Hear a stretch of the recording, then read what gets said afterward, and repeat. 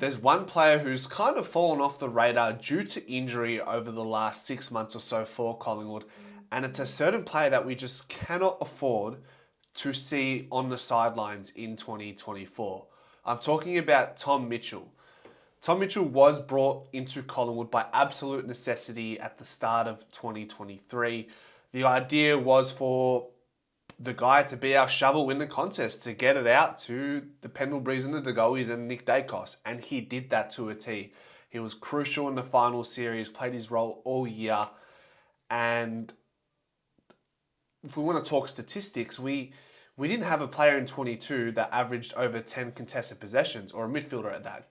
Grundy may have averaged 11 contested possessions, but outside of that, there wasn't a midfielder who could win the hard ball in the contest. And acquiring Tom Mitchell for, I guess, filled that hole and did that perfect. Like, if there was ever a trade being made and you ask, well, what was it for and what was missing?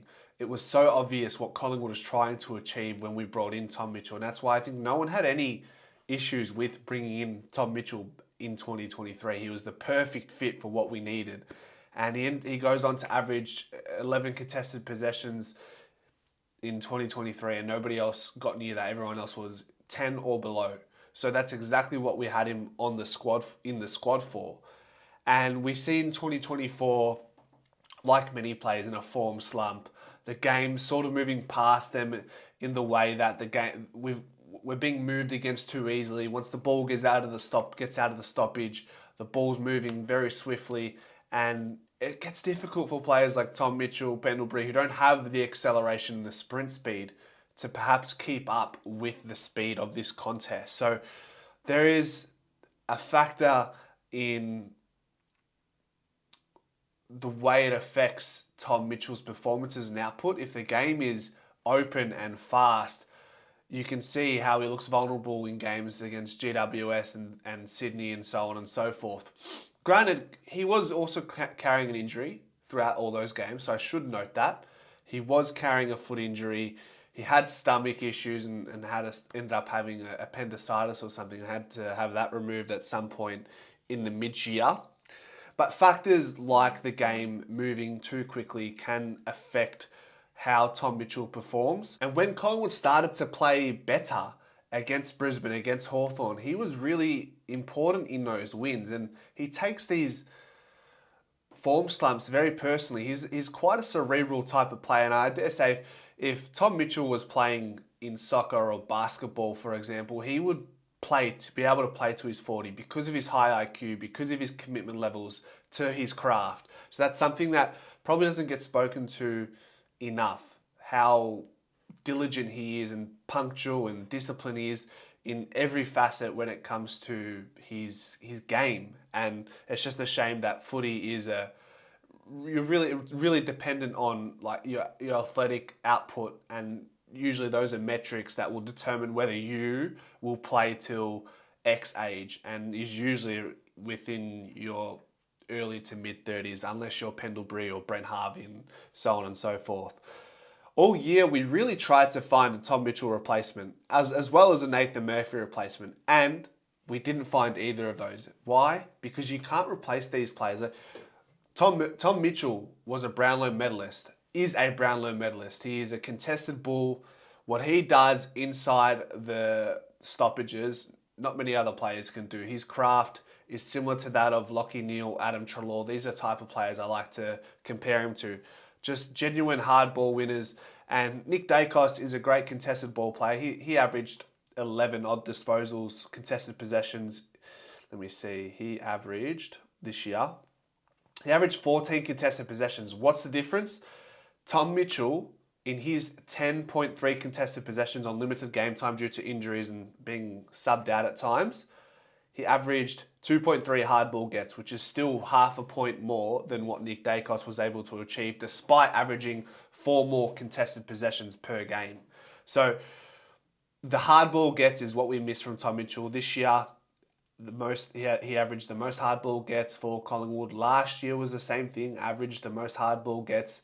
He is there to fill that void. I think we need to be honest with ourselves with what we have available beyond Tom Mitchell right now. If we look at Lockie Sullivan, he was in and out of the side, showed good signs. Can he get to the level of Tom Mitchell? If I had to put my bottom dollar on it, probably not, with all due respect. Tom Mitchell is a veteran AFL player who is and has been at the top of the league when it comes to the midfield battles. Lockie Sullivan is going to be a role player for the remainder of his career while he is at Collingwood, and depending on how long he remains at Collingwood as well, right?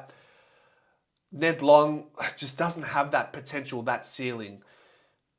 Who else is there? There's Ed Allen, who, while he could live up to the standards of Tom Mitchell at some point, I don't think it's going to be next year. So that's why we need Tom Mitchell fit and firing back in 2025.